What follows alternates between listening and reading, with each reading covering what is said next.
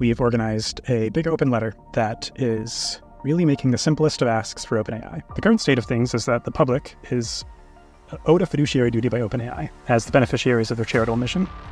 So you think we have quite a lot at stake in this restructuring negotiation. Meanwhile, it seems to be happening behind closed doors in a boardroom with OpenAI on both sides of the table. Welcome to For Humanity, an AI Risk Podcast, episode number 68, Forcing Light into the Darkness of OpenAI. I'm John Sherman. Thank you so much for joining me. This week, our guest is Tyler Johnston, Executive Director of the Midas Project.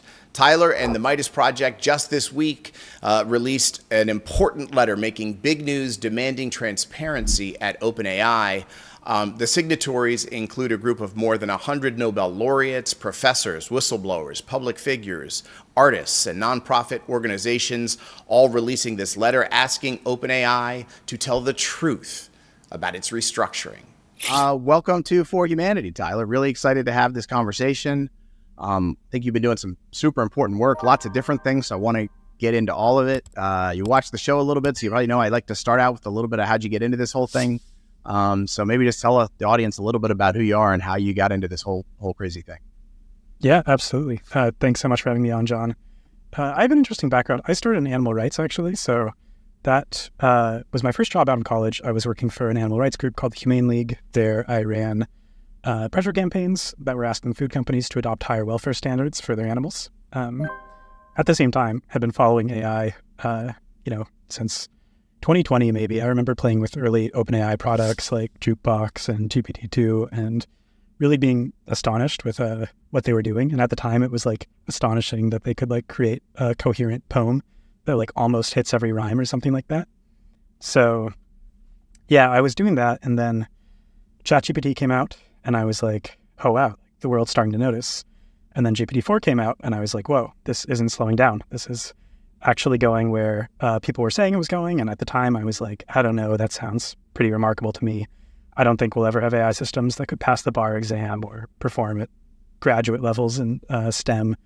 And wow, and this is in 24, 23, 24, you're thinking this? Yeah, this would have been in 23. And so, wow, I quit my job in 23 and was playing around for a while for how I was going to pivot to AI. And then in 24, started this organization, the Midas Project. That was a little over a year ago. And yeah, it's been a crazy ride ever since. Amazing. So tell the audience about the Midas Project. Let me know what is going on at the Midas Project. And I do want to just say at the start here, you have some really exciting new stuff that we're going to be talking about here that is just going to be kind of in the public space when the show comes out. So that's really exciting. But first, let's just get into kind of Midas Project in general. Yeah, totally. So the Midas Project is a watchdog nonprofit. So we are something of a mix between an advocacy group and a research group and an evaluator. And our focus is on the frontier AI companies. So we're looking at companies like OpenAI and Google and Anthropic and trying to really dig into their risk management practices, to their corporate governance, to reports from their ex-employees, and try to find information that's of the public interest and to get that information in the public, whether it's pitching it to journalists or publishing it ourselves, trying to make sure that there is some broad awareness of what's happening here, what the people in Silicon Valley think they're doing, what might be posed today and, in the future, as in 18 to 36 months, in tomorrow in a certain sense. So, that's what we're doing. Cool. And so you looked at the landscape and you thought, obviously we have these companies driven by profit incentives, doing things that are affecting every human on Earth without their consent in potentially very bad ways. And you were like, I'm going to start a watchdog group. Did you have any experience in that kind of thing? Or how did you come to this is my org, this is what I want to do? Yeah, it was really direct from my background in animal rights, where it was just obvious to me that there are things that companies do to animals that no consumer is okay with. And the reason that it happens is that there is this inferential distance between where the consumer is when they're making their product in a nice sanitary grocery store and what's actually happening behind the scenes, often for the sake of cutting costs and the race to the bottom that capitalism sometimes generates. And so I saw the same thing happening in AI, where companies were trying to move quickly. Companies were in many times cutting corners or abandoning promises they'd previously made. And these were things that were obviously egregious, things that I don't think any consumer, any average ChatGPT user would be comfortable with. And it seems like part of the problem here is that there is the same gap. Like there's this metaphorical curtain that is dividing the like neat sanitary, like log on to your chatbot and have it say nice things versus the actual like race to superintelligence that's happening behind the curtain. And so it was a really neat transition where I saw the same dynamic. I was like, hey, maybe the same set of tactics that have worked for climate activists in the past and animal rights activists will also work for AI safety activists. And so that was how the Midas Project got started. Super, super interesting. All right, so you start watchdogging these companies, and there's a lot to watch and a lot to see. Too much. Yeah, we're only getting a slice of it. So we're going to talk about the OpenAI files and all that stuff, but maybe let's first get into the big new thing that you guys are going to be dropping this week. Tell me about it. That's right. So in collaboration with Encode, we've organized a big open letter that is really making the simplest of asks for OpenAI. They have this big restructuring coming. There's reasons that we'll get into here that I think that they've been less than clear with the public about what exactly that's going to entail. And so we've organized this letter that has now been signed by dozens of civil society organizations, multiple Nobel laureates, academics from around the world, Geoffrey Hinton, Sir Stephen Fry, Stuart Russell, a number of public figures that is asking OpenAI to answer a set of 7 relatively simple questions about their restructuring. Those questions include, what of the current directors are going to receive equity in the new company or public benefit corporation when it's spun up? Will that company still have the legal right to prioritize its mission over the interest of shareholders? What will become of the safeguards that they've committed to in the past, like the profit caps and the so-called stop and assist commitment? And really to put that information out there so that way the details of this restructuring are known. Because the current state of things is that the public is owed a fiduciary duty by OpenAI as the beneficiaries of their charitable mission. So you think we have quite a lot at stake in this restructuring negotiation.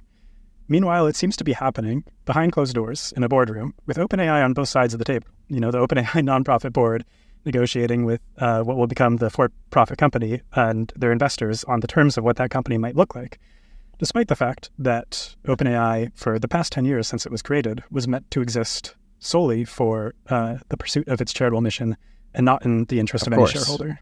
So that's the basis for this letter. Wow. And first of all, just tell me about going through the effort of getting all these important people to sign your letter. Was that easy? Was that hard? Is it the kind of thing where if you get, a couple of big guys, everybody else falls in line, or what does that effort look like? Yeah, it's just been a bit of a sprint emailing people for the most part over the past week or two. But luckily, people are pretty receptive because the letter you'll see when it comes out is relatively common sense. It's asking for basic transparency, the sort of thing that is hard to object to, and it unites the concerns for a lot of people who've spoken up about this in the past. So, our co-organizer Encode previously released a letter called Not for Private Gain that was making a set of arguments for the attorneys general to keep in mind when they're considering this. Meanwhile, there is a coalition now called the Eyes on OpenAI Coalition that was spearheaded by, I believe, the San Francisco Foundation and some other groups in California that had a set of concerns around charitable assets and what's actually becoming of the public's entitlements here. And they're on board too. So in many ways, it's like different groups who have different interests here coming together to say, like, at the very minimum, we can agree that more transparency is needed. And so, yeah, we've been pretty scrappy trying to gather as many signatories as we can. And indeed, this is an issue that really cuts across all sides of our society. So actors and creatives have a voice here that is especially relevant. Professors in the humanities and in STEM and in AI have a voice that's relevant. Certainly civil society organizations do.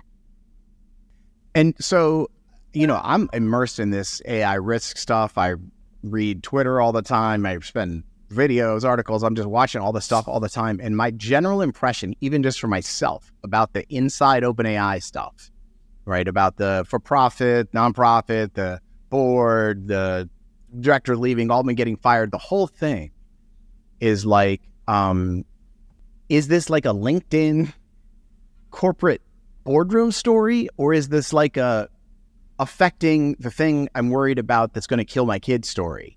You know what I mean? Like it seems so disconnected. It seems like, oh, the board is going through this formation and this formation and this formation. And so I had been putting the whole thing at arm's length for a while and being like, it just seems like too complicated for me to deal with. And then I read Karen Howe's book, Empire of AI, which really like gets into it to some degree. And I was like, ooh, there's actually a lot in here that is revealing about the personalities, the dynamics, the things that are happening. So just talk a little bit about how when you at the 50,000 foot level, the what's going on with the structure of OpenAI story seems hard to sort of wrap your arms around, and then show me how it like really gets to the real safety questions. Yeah. The funny thing about telling the story is that you can do it all through the words of its founders. So, you can look back at what Sam Altman was saying in 2015 and what's been reported since then in books like Karen Howe's and Kichaigi's about OpenAI when it was founded. And at the time, what I've gathered is that there is a sense that Google DeepMind was far and away in the lead. Yeah.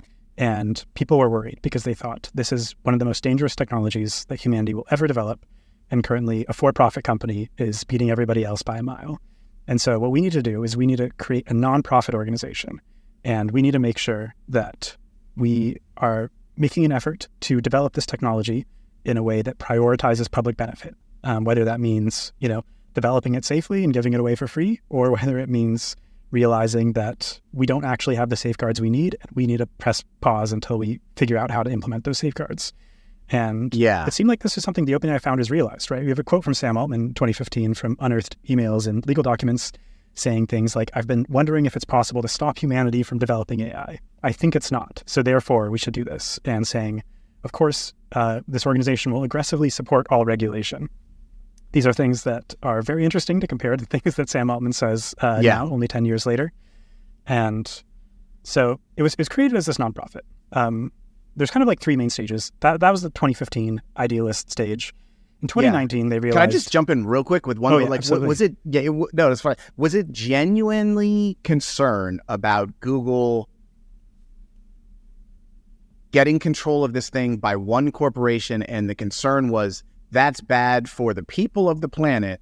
Or was there some part of the concern even then that was like corporate racing, and it was like, we can't let it be Google, it should be this or this company or this company. We can't have it be one company. So even in that origin moment, how much of it was like corporate battle versus good of humanity? I'm sure that it was a mix to some extent. There were, I want to say, 11 co-founders. 8 of the 11, I believe, have now left. So I'm sure that different people had different values here, and that OpenAI exists today, which is very much just a hyperscaler that is acting as if it were a kind of for-profit race to superintelligence for commercial reasons from the get-go. That might have been more dominant in the worldview of people like Sam Altman, who managed to stick around as 8 of the 11 left. But I think at the time there was a genuine mix of motivations. And in fact, I don't think it was just race to the finish, because, Sam Altman has said he wishes that he had started the whole thing as a for-profit from the get-go. And indeed, that would have been easier for them because they would have been able to raise money earlier on and faster. And obviously now investors are making funding conditional on the gutting of the nonprofit. So, I do believe that there must have been some genuine motivation, because if it was just a race to the finish thing, just spin up the for-profit. Everyone would say, oh, wow, this is another AI startup, typical Silicon Valley. So, Yeah. Okay, I'm sorry. Continue. No worries. So, 2019 comes around. They realize they need money. And, we could debate how legitimate those justifications are, but the heart of the reasoning was that if you want to stay at the frontier, if you want to stay at the frontier of safety, you have to be at the frontier of capabilities. They were thinking that, like, in order to make sure that AI benefits humanity, we need to actually be making AI such that we can be making it safely. If we're just sitting on the sidelines, people like Google have no reason to listen to us. And so they were thinking about this, and they decided what we need is a hybrid structure where we spin up this for-profit subsidiary that is actually capable of taking investment money and commercializing a product. But there are certain safeguards in place to make sure that no matter what, it's our mission that matters at the end of the day. And so what those safeguards looked like was that they were going to have this nonprofit that was controlling everything about this for-profit subsidiary. This is total managerial control. So they got the say for whether or not certain people have equity, whether or not the models are released, on what timeline.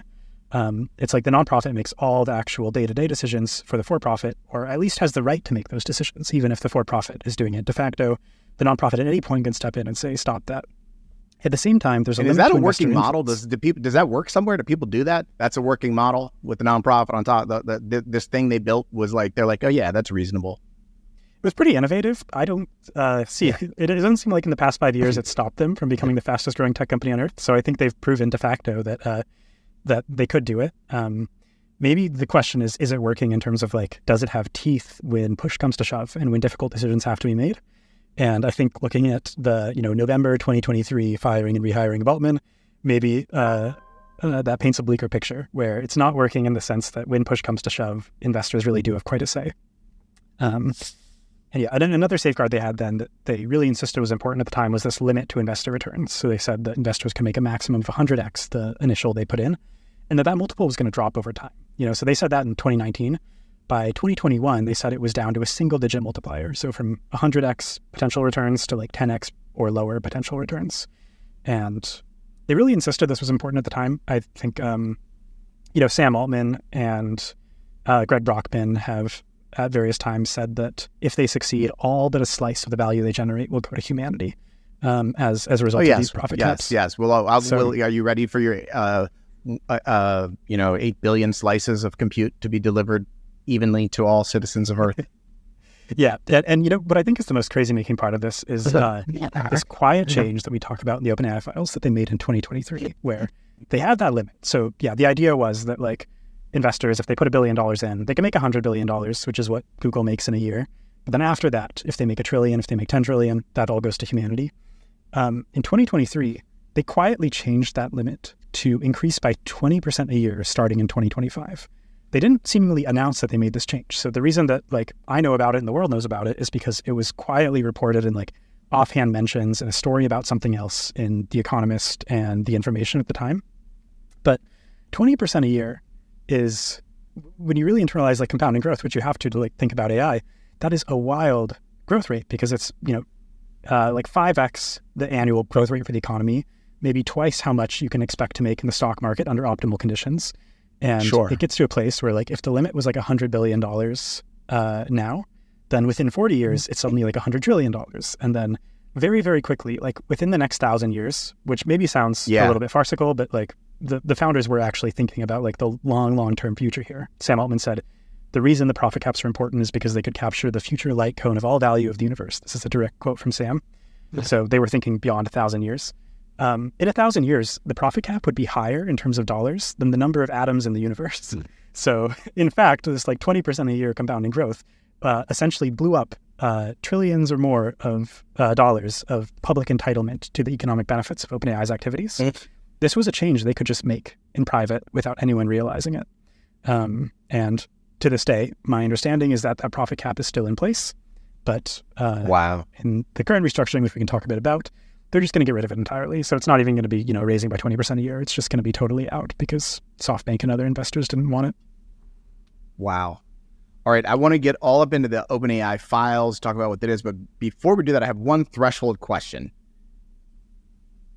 I believe, people say, and I believe it's accurate, that like if you got rid of all the AI CEOs and put new CEOs in all the companies, the incentives and structures would probably create something like the same behavior. But then I have one question about Sam Altman and OpenAI in particular.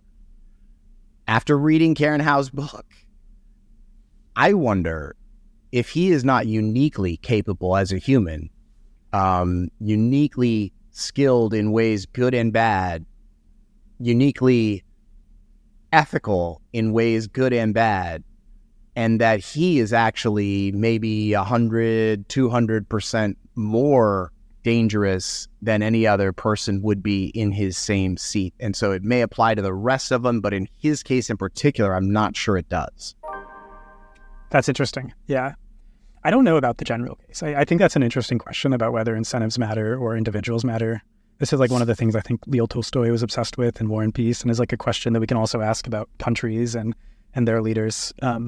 But my guess is that like the correct answer is a mix of both. That and as you pointed out, I think that like Sam Altman might be a living case of the fact that you can see the influence that an individual has beyond just the incentives. I think that OpenAI's history would have looked very different, perhaps occasionally for the better or for the worse, but often for the better had Sam Altman not been the leader for the past 10 years. And like the Paul Graham stuff race, where he built him into a Jobs-like character and says, you put him on the island of cannibals and he'll be the king and all that stuff. Like, nobody says that about Dario Amodei. Nobody says that about Demis Hassabis. Not heard those things.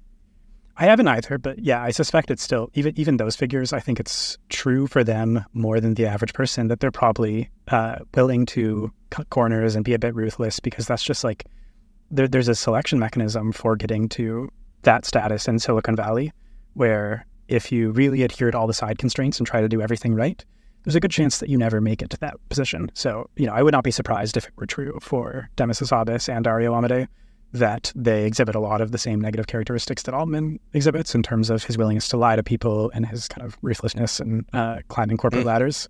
But of course, with Altman, it is famous and well known, and even his friends like Graham will readily admit that this is one of his most characteristic qualities, is his ability to accomplish virtually anything he wants to by any means necessary.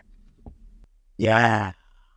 Okay. All right, that's super interesting, because I think that he is uniquely he's one of one on this game board, and for example, let's say he hadn't been rehired after he was fired, and the board had been able to achieve eliminating him. Are we going more slowly today than we would have been had that not happened? I think we probably are. Like, he's the one who Google sitting on a similar model that they say was better than ChatGPT when it came out, and not launching it for a year or 6 months. And then Altman says, no, we're going to launch it. Like, he's literally the guy that threw the first missile in the air in the war. Yeah. He's a special singular figure. I think history is going to remember him. We can debate for better or worse. I think it might be worse. And, I don't also I try to give him credit in that he's deeply flawed. Some of his flaws make him very effective. If he were running, say, a B2B SaaS business, if he was trying to sell good databases to people, you might just be super excited as an investor. And in fact, I might say move fast and break things. He's super effective, but that's what Silicon Valley takes. Good for him even. But when it comes to an institution like OpenAI, which really might be one of the most important institutions in the world, it could be on the order of the US government or the Chinese government in terms of how important this single institution is. You often want to say maybe our standard for a leader should be quite high, and in particular, their integrity. Of all the things that we might want to optimize for, effectiveness is one of them, but integrity for a single leader or figurehead of a company or a nation is super important. And you don't just want to take who was there at the beginning. You don't just want to take someone who is great at running companies. You want someone who's great at creating the future in a way that everyone can get behind. And so obviously there's no realistic world where we could have democratic elections for who runs OpenAI, or at least not in the near term.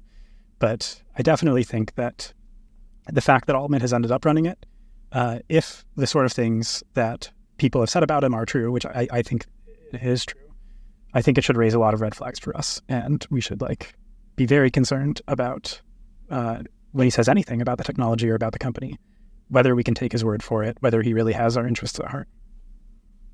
Do you think he is unshakably in his seat? Is there any world where 2 years from now, Sam Altman's not the CEO of OpenAI? I think there's definitely worlds where that's true. Obviously, a lot of people in Silicon Valley have bet on him, and so far they've been handsomely rewarded for doing so.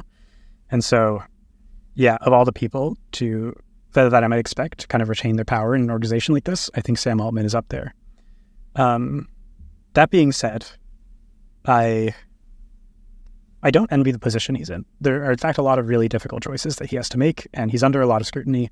And I can't imagine that he loves the experience of having this responsibility and this burden.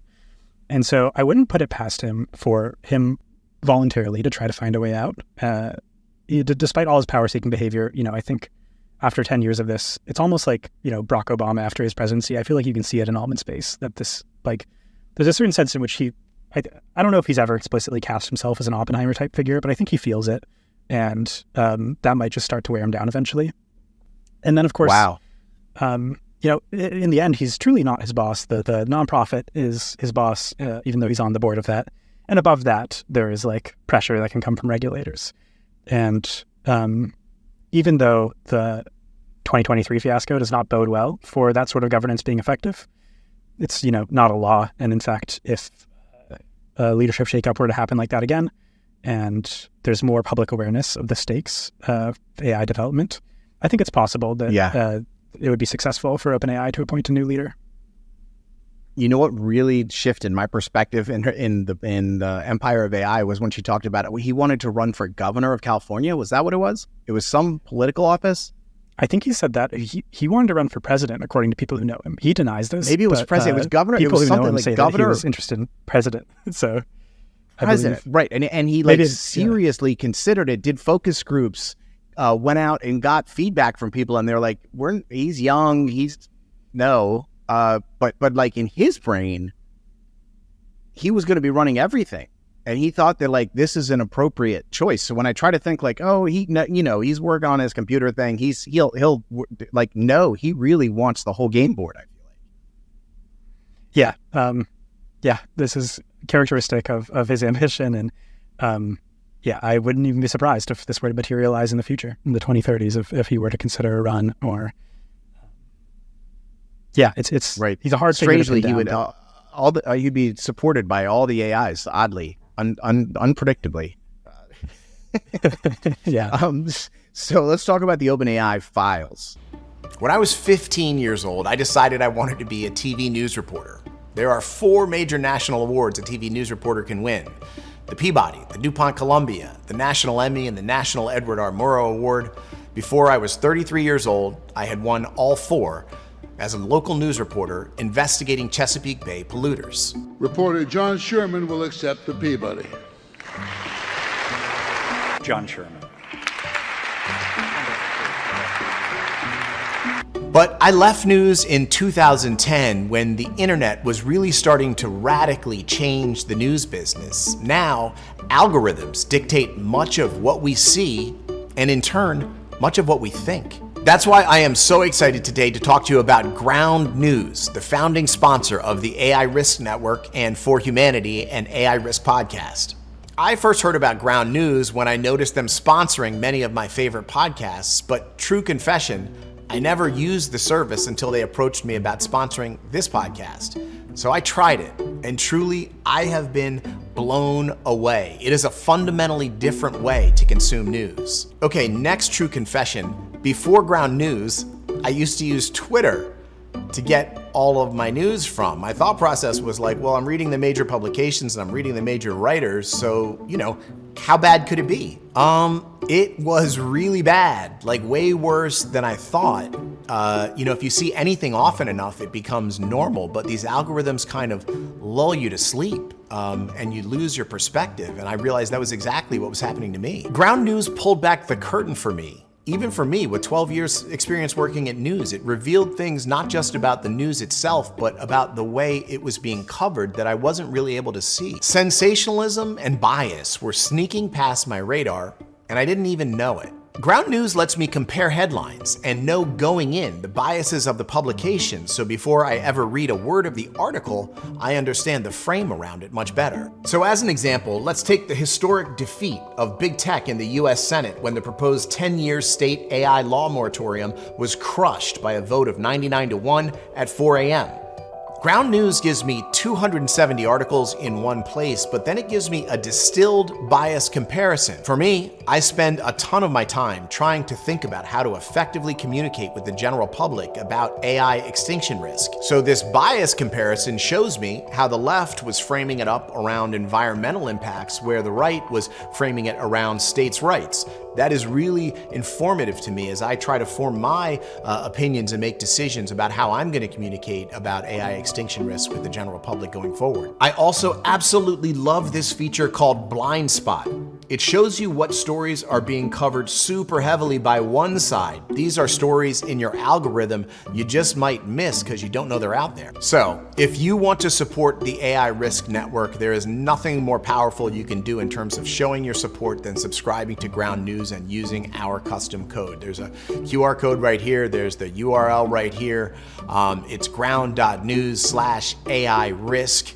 they will know everyone who's using that came from right here. It's incredibly important that we ring that bell a lot and get a lot of subscribers into Ground News. So please go sign up, do it. You'll be glad you did. Ground News and the AI Risk Network want to form a long-term relationship and partnership, but that depends on one thing: our viewers actually subscribing to Ground News. So I need you to go in to your phone, to your laptop, to wherever, ground.news/AI risk. Sign up. You'll be able to support the AI Risk Network tremendously and get the perspective on your news that you have been lacking. It is so important. Please do it. All right, now back to the show. So let's talk about the OpenAI files. So this thing came out. This was another thing, kind of like the board thing, where I was like, oh my goodness, this is a massive project. There's so much in here. So if you could just pull out some things that you think would be relevant to the viewers, that people want to hear about, that are revealing what OpenAI is doing in new ways, I'd love to hear about it.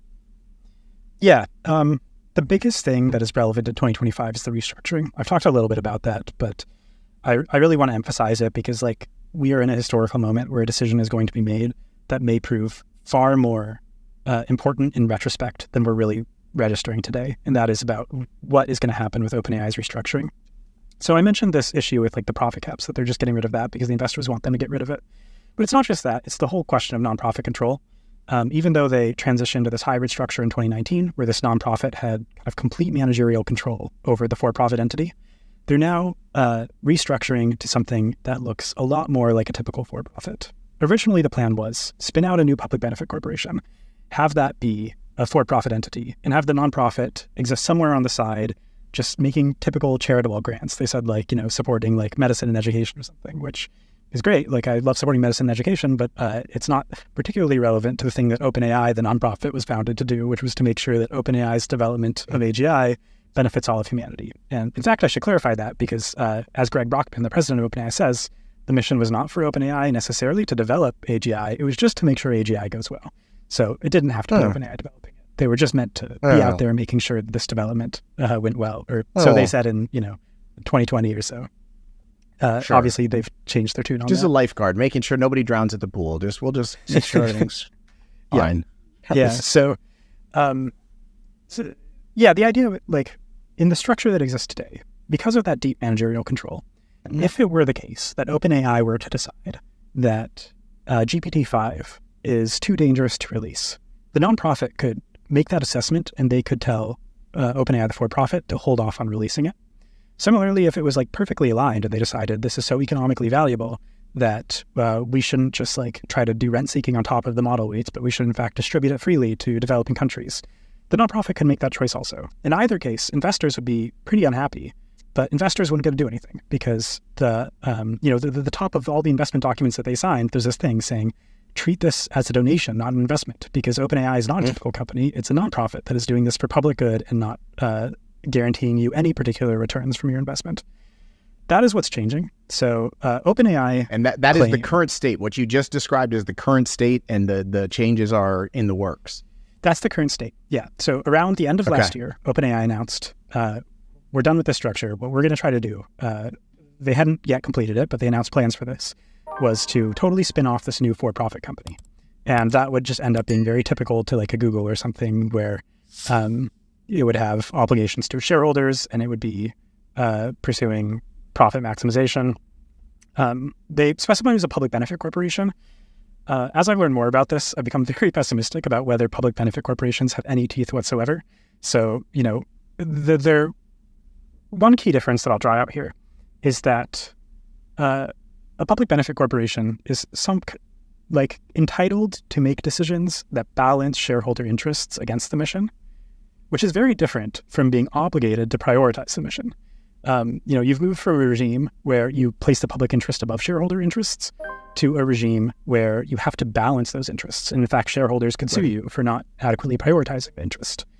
Now, you might still feel some reassurance in the fact that there is some consideration of the mission that still exists in a public benefit corporation, but I don't think you should feel a lot, because the primary way that would be enforced would be through a shareholder suing the public benefit corporation for not adequately pursuing the mission, which feels very unlikely to me on account of the fact that the shareholders do not want the mission to be pursued when it supersedes their interests.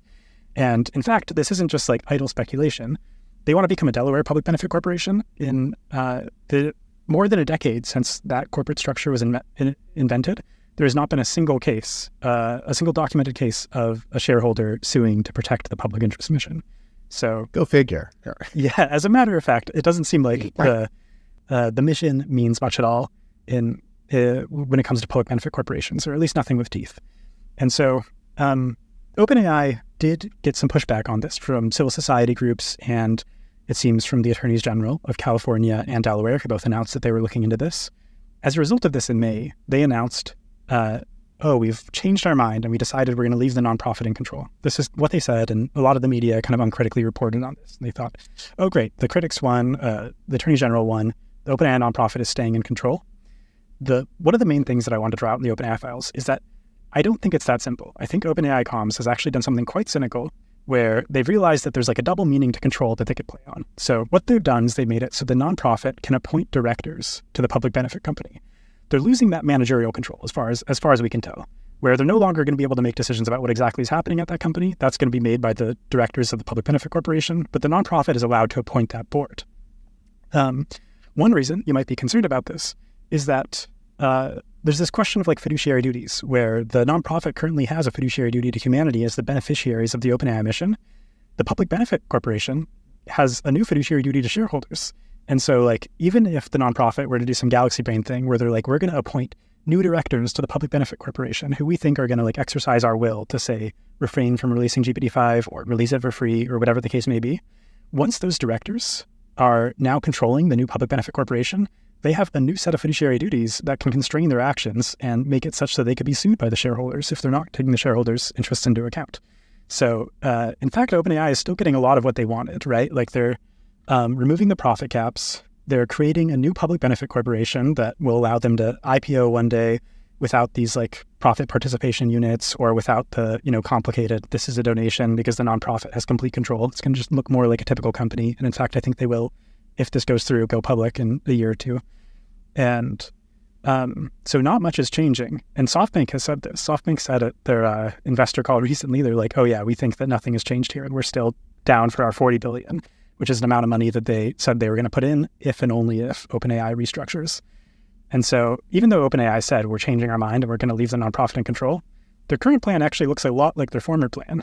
And as far as we can tell, they've just kind of thrown the word control in by holding forward this fig leaf that actually, like, there might be some benefit to, which is having the nonprofit appoint the public benefit corporation's directors, but then still getting a lot of the benefits that they wanted from the restructuring. And what is standing in the way of Altman from doing what he wants? Who is it the attorney general? Is it who is the other team here? So technically, the nonprofit board are the people that are supposed to be representing humanity's interests here. And they are Altman's boss, but it's a little complicated because Altman is on that board. He's one of 9 people. And I also think we should be concerned about the other people on that board, because I think there are some really deep conflicts of interest on that board. And this is something else we talk about in the OpenAI files. So the chair of that board is Brett Taylor. Brett Taylor is kind of a longtime tech entrepreneur. He runs what I believe now is a $4.5 billion business called Sierra that last we looked at, like, their sub-processors list is primarily selling OpenAI's models. They're, what could be pejoratively called like a wrapper company, where they take OpenAI's models like GPT 4.5 and they fine tune it to be really good at customer service, and then they sell that. And so he's running, $4 billion business selling OpenAI's models, and he's the chair of the nonprofit board that is meant to be holding Altman to account and is approving this restructuring. Yeah, and typically in a nonprofit, if you have these kind of deep financial conflicts of interest where you could personally lose tens of millions of dollars of your net worth, you would recuse yourself from any decision related to this.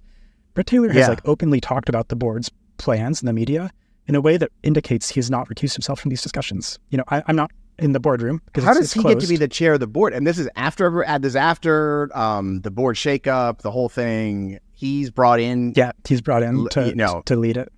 And in fact, when he was brought in, I don't know if he was running Sierra, because I believe he was at Salesforce at the time, and he I have to double check the exact timing here. I think it might have been a couple months after he was brought in that he started Sierra.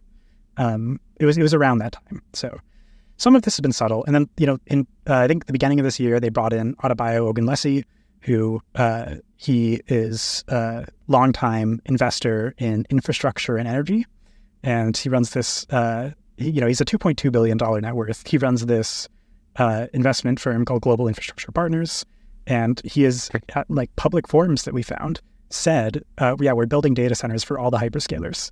Like he is, insofar as the AI game has become an energy game, he is like the person who is putting the investment dollars behind the companies that are powering and building the data centers.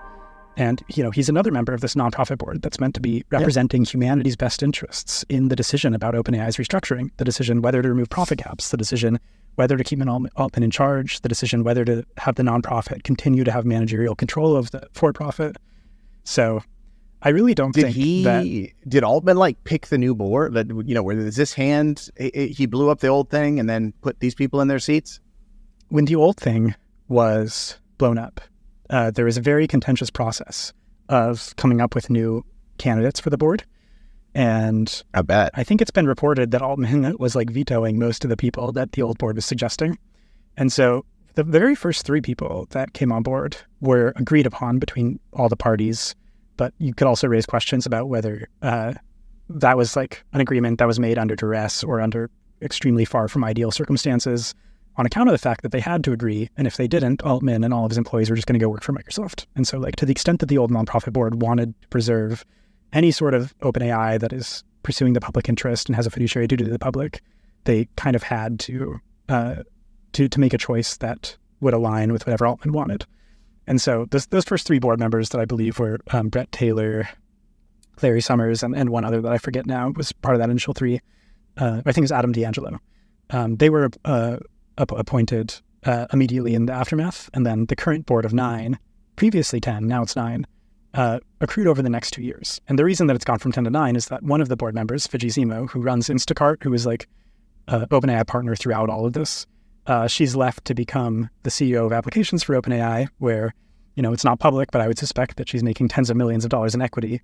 And so to the extent that she's been involved in the restructuring, which I suspect that she might have because it was reported in the news that she advised Altman throughout the negotiations with SoftBank that required the restructuring to take place, I would not be surprised if in the back of Fidji Zima's mind was the fact that she was going to receive equity in this company.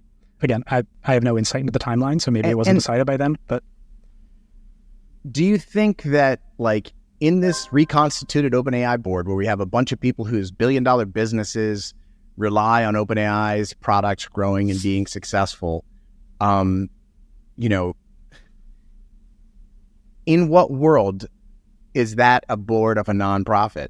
That's just not what happens. I've been on nonprofit boards. If you have a conflict, you raise your hand, you go out of the room, you do whatever. But this is everyone at the table's got a conflict. So are they protected by their mutual malfeasance or they're I second you, let's get another $1 billion guy. I suspect they see themselves as a tech company board. I think OpenAI potentially doesn't take these conflicts of interest seriously because they're there's other tech entrepreneurs on the board of Meta, even though Meta is not a nonprofit. And it's very, as you point out, there's very different standards for what is acceptable on a nonprofit board versus a for-profit board. And the fact that it's been reported that the board of the new public benefit corporation very well might be identical to the board of the current nonprofit. My understanding is that they're planning on something like this from what I've read in the news. And so that's why one of the questions in the open letter that we're releasing this week is which of the current board members in the nonprofit will receive equity in the for-profit? Because, that is in a for-profit, often board members do receive equity or compensation. And this is another conflict of interest. If the nonprofit board members are approving a restructuring for a new for-profit company in which they will receive equity, as Fidji Zemo did when she took the role CEO of applications, or likely sure. Evidence of that. All right, so let's talk about 2 paths here. One path is you put out your letter. You've obviously done this amazing work with the OpenAI files, and they have the impact you're looking to achieve. What happens? Yeah, there's a near-term and a long-term question here. In the near term, I want regulators to be looking at every single component of this restructuring. To the extent that Altman has been accused of being an extremely adept boardroom kind of manipulator, negotiator who will say to people exactly what they want to hear to make what he wants to happen. I want to make sure that the attorneys general of California and Delaware, who currently have the obligation to, they're capable of overseeing this restructuring. I believe they don't have the requirement to approve it, but they could take enforcement action if it is against the public interest. And for that reason, there's like this de facto state of affairs where they will likely try to approve anything before OpenAI goes through with it. I want them to have all the facts. And I also want U.S. lawmakers in the Senate and the House of Representatives to have these facts, because more and more U.S. national interests are tied to OpenAI, and they have to be thinking about whether private industry is actually behaving responsibly and taking that into account when they're considering passing legislation. Because, as you know, I'm sure, not only is there like no good federal legislation on AI right now, there is an attempt to ban the ability for states to legislate for 10 years. Absolutely. And so, I think this is probably easier to stomach if you think that the companies are behaving responsibly. And I suspect that OpenAI's lobbyists are all over Washington saying, look at us, we're behaving responsibly. They're probably saying the same thing that the media says in terms of like where the nonprofit is retaining control. And so in the near term, I hope that the OpenAI files in this letter can create greater public awareness of the fact that there are asterisks here that OpenAI would really like to brush under the rug that we should be paying very close attention to and trying to get the details and the receipts for. I can't say exactly what corporate structure OpenAI should be. I'm not a lawyer. I'm not particularly experienced here. And in fact, as I mentioned, I don't envy the position of Sam Altman. I don't envy the position of anyone on the OpenAI board. There are like a lot of really difficult decisions to be made about like, what do we do about the international race? What do we do about the balance between moving quickly and moving safely? So, I can't say what the proper solution is, but I think more sunlight on this would probably make it more likely that we get a good outcome. So certainly. That's the near term. It seems to me like Delaware might have more hope than anything, although they got all the credit cards. They're certainly like a very pro-corporate state, but they would probably seem to be less bought and paid for than California lawmakers certainly have demonstrated themselves to be. I think that's right. Yeah, but I think you're also right that like the pro-corporate state issue has been a problem recently as companies have up and left Delaware because of concerns about whether they're treating companies fairly. And so like one consideration in the back of Delaware's mind might be like, oh, does it read as anti-business if we tell OpenAI they can't do this? And so that's another reason we want to make these things public, is because we want to affirm that like this is not an anti-business thing. This is like do you actually respect the purpose clause in the articles of incorporation of OpenAI Inc.? This is like a cut and dry, like, is the company following the rules thing, as opposed to some sort of like using regulation as a way to push for what you personally believe, which certainly would not have to happen here. You could, I think, justify lots of enforcement strictly on the basis of things OpenAI and its leaders have said in documents and interviews in the first 5 years of the organization's existence. Altman, in his early quotes, seems to be a genuine believer in the risk case. Says a lot of things over years that lights out for all of us is about as clear as you can get. Do you believe in his present day heart of hearts, he believes that the risk case is legitimate or not? I think he probably has inconsistent attitudes that vary from day to day. And there are probably times where he's sitting back and reflecting and thinking about the future that his child is going to have and the world that they're going to be brought into, and thinking like there really is something to worry about here and we have to take drastic action. And I think there's probably also times where he's looking at his net worth going up and he's looking at, all of the things that AI could do if it goes well. And he's letting that voice get quieted, as I think he would be very tempted to do. When I try to look at like other examples of things in his life, apparently, in 2016, I think in a New Yorker profile, he said, I care so much about the world that I'm going to like set aside $10 million that I've earned, put that in account, let it accrue, live off that. And all the other money is going to go to the world. Basically, I'm going to donate it all to the world. He hasn't done that, right? Like he now lives in like a $50 million he's got like a $10 million car in San Francisco. Speaking of the car, one interesting thing, I don't have the details here, so I don't want to like lodge any accusations. But Right. some of And the it's some photos crazy of him car that no driving- one can even pronounce, right? It's like some weird brand. It's zillions of dollars. Yeah, Koenigsegg or something like that. But there's images of him driving that around. It has a Montana license plate, right? And he doesn't live in Montana. If you look into this, this is a common tax evasion scheme where you register an LLC in Montana, you buy the car through that LLC, and then you like drive it personally in California. Okay. As far as I can tell, this is something between a gray area and illegal, because like the California Department of Vehicles is very much like, if you're going to be using our road system, you should be paying for the road system. And in fact, like you're only supposed to be doing this if like there's an LLC that has a genuine purpose for having a supercar, because I don't know, it's like an LLC. Oh, yeah. It's a supercar like repair shop or something. So unfortunately, I don't have details on this, which is why I can't go so far as to say that Altman is engaging in tax evasion, because possibly he just like was borrowing a friend's car for the day or something. Who knows? But like, that's one of the many things here, along with the fact that he's like, abandoned that $10 million commitment. The fact that he's potentially engaging in something like that makes me think that he might not be as committed to public benefit as he sometimes feels he is. And in fact, it might just like oscillate day to day. Like one day he might get very inspired and say, I'm going to dedicate my life to the public interest. And then the next day, as all the incentives around him point in other directions, or, he kind of gets dollar signs in his eyes and he gets exposed to the potential upside for him personally, he starts to change his mind. Yeah. I don't know. Super fascinating. Is there anything we wanted to touch on that we haven't touched on? I know we had a bunch of stuff. I want to ask you at the end about what makes you hopeful. And in your particular case, like I normally ask people like what generically makes them hopeful, but I want to ask, with the specific work you're doing, what are your highest hopes for success and what would that look like? Yeah. I get pretty confused and pretty pessimistic when I think about the long-term picture for AI, what the world is going to look like for me in 10 to 20 years, and how the international situation is going to shake out, and how far the capabilities are going to go. I just get awfully confused, and I'm very uncertain about to what degree we should be slowing down, or to what degree we should be continuing on our current path. And I just get lost in that.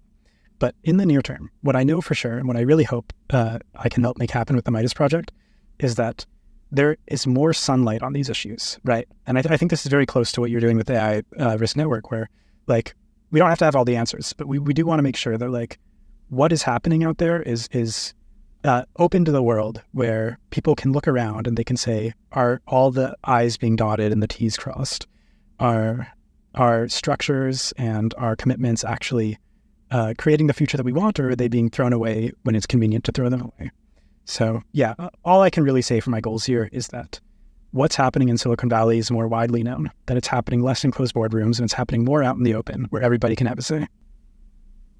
I think it's awesome. I'm so glad you're doing the work you do. I think it's incredibly valuable, and hope you have a ton of success this week with the letter. Thank you so much. And likewise, the AI Risk Network. Yeah, like I said, I've been a listener for years, and I'm excited about everything that you're doing. Awesome. Thank you, Tyler. Such important work Tyler is doing. I love it. All right, so we're moving all housekeeping now to the back of the show. So what do you think of the AI Risk Network and all the new shows? I would love to know. Please let me in the comments. Also, I need you to like, subscribe, and donate, because there is no way we're going to let a few thousand people wipe the other 8 billion of us off the face of this beautiful planet. No way. For Humanity, I'm John Sherman. I'll see you real soon.